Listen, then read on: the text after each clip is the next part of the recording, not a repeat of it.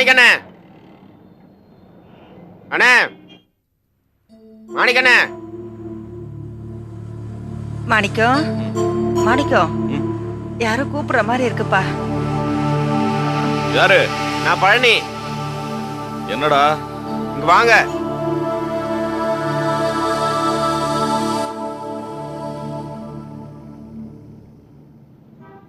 என்ன பழனி இந்த நேரத்துக்கு வந்திருக்க? சின்ன பிரச்சனை. நம்ம செல்வத்தை யாரோ அடிச்சு போட்டாங்க. ஹாஸ்பிட்டல்ல சேர்த்திருக்கேன். ஐயோ என் பிள்ளைக்கு என்னாச்சுப்பா? அம்மா பதட்டப்படாதீங்க. செல்வத்துக்கு ஒண்ணும் இல்ல, நல்லதா இருக்காப்ல. டேய் எவன்டா அடிச்சது என் தம்பியா? எனக்கு என்னென்ன தெரியும். மார்க்கெட் ரோட்ல மயங்கி கிடந்தாப்ல. கூட்டி கொண்டு போய் ஹாஸ்பிட்டல்ல சேர்த்தேன். சரி அம்மா சீக்கிரம் கிளம்புங்க. நிர்மலா அந்த சட்டை எடு. மாமனார் வீட்டுல இருப்பீங்கன்னு அங்க தேடி போனேன். நீங்க இங்க வந்துட்டு தான் சொன்னாங்க. என்ன நடந்துச்சுன்னு உண்மையா உனக்கு தெரியாதா? எனக்கு என்னென்ன தெரியும். செல்வம் கண் வச்சிருப்பாப்ல. வாங்க கேட்டு தெரிஞ்சுக்கலாம். என்னப்பா என்ன பேசிக்கிறீங்க? செல்வத்தை யாரோ அடிச்சிட்டாங்க. ஐயோ ஹாஸ்பிட்டல்ல சேர்த்திருக்கேன். எந்த சீக்கிரமா சிட்டி ஹாஸ்பிட்டல். என்ன எல்லாம் பேசாம இருக்கீங்க? வாங்க போலாம். கிளம்புங்க. வாமா சீக்கிரம். சரோ பஸ்ஸுக்கு லேட் ஆச்சுமா? இன்னும் கிளம்பினியா இல்லையா? கிளம்பிட்டேன்பா போலாம். கிளம்பிட்டியா? என்னது வெறுங்கையோட வந்து நிக்கிற? துணிமணி இல்ல அங்க? செல்வத்தை தானப்பா பார்க்க போறோம். சரி வா. அப்பா நான் லீலா கிட்ட சொல்லிட்டு வந்துடுறேன். லீலா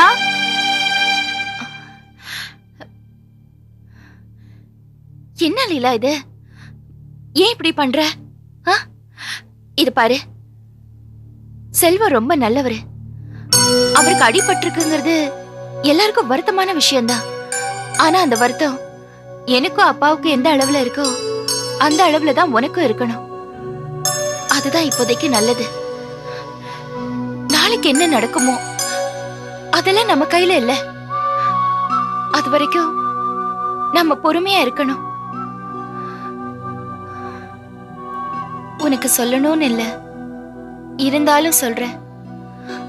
நமக்கு நம்ம வீட்டோட கௌரவம், அப்பாவோட மானம், இதுதான் முக்கியம். நான் கிளம்புறேன்.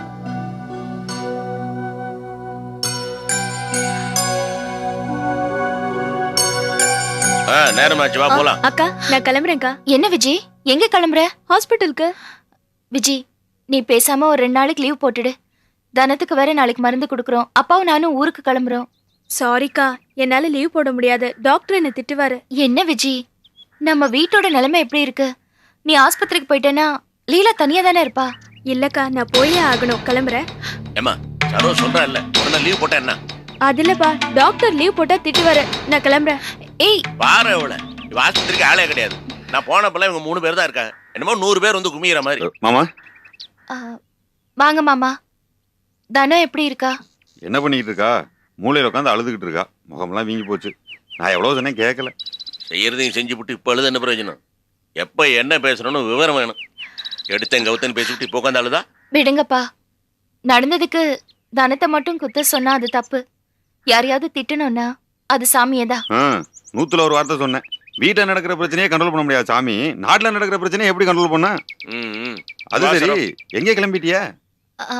மாமா உங்களுக்கு தெரியாதுல்ல, செல்வத்தை யாரோ அடிச்சிட்டாங்களா. அவரை ஆஸ்பத்திரியில சேர்த்திருக்கிறதா பழனின வந்து சொன்னாரு. செல்வத்தை அடிச்சிட்டாங்களா? யார் அடிச்சது? அது எங்களுக்கு தெரியாது மாமா. தங்கமான பயலாச்சு. அவனை போய் யார் அடிச்சது? மனசுக்கே கஷ்டமா இருக்கு. அதுக்காக தான் நானும் சரவும் மெட்ராஸ் போறேன் அவனை பாக்குறதுக்கு. சரோ, என் மனசை விட்டு சொல்றேன். செல்வம் என் கூட பறக்காத தம்பி மாதிரி. அவன் எங்க ஆஸ்பத்திரியில் அடிபட்டு கிடக்கான். வந்து கூட பார்க்க முடியாத சூழ்நிலை. சரி சரி, நீங்களாச்சும் போய் பார்த்துட்டு வாங்க. வரோம் மாமா.